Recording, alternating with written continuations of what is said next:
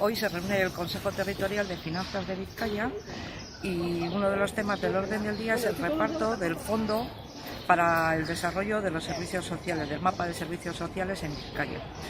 Ese fondo el año pasado era para los ayuntamientos y este año es para los ayuntamientos y la Diputación. Entonces lo primero que hay que decidir es cuánto es para la Diputación y cuánto para los ayuntamientos. La Diputación propone 50-50 y desde H. Bildu vamos a proponer que ese reparto se debe hacer en base al gasto que va a suponer el desarrollo de esos servicios sociales a los ayuntamientos y a la Diputación.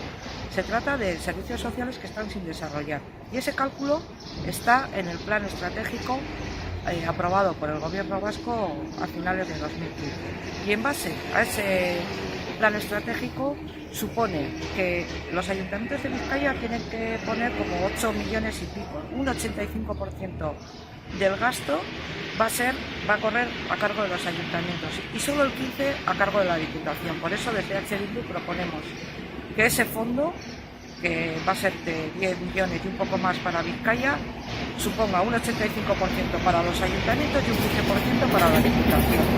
Hay que tener en cuenta que los ayuntamientos son las instituciones más cercanas. Los ayuntamientos, según la Ley Vasca de Servicios Sociales, tienen que ofertar una serie de servicios que hoy por hoy en Vizcaya es la más retrasada a nivel de la comunidad en la oferta de estos servicios, y sobre todo que desde el 26 de diciembre del año pasado el acceder a estos servicios cuando lo necesitas es un derecho subjetivo, es decir, todas las personas que tienen necesidad de esos servicios por su nivel de dependencia tienen derecho y las instituciones tienen la obligación de ofertar esos servicios. Por eso creemos que los ayuntamientos de Vizcaya necesitan de esa financiación.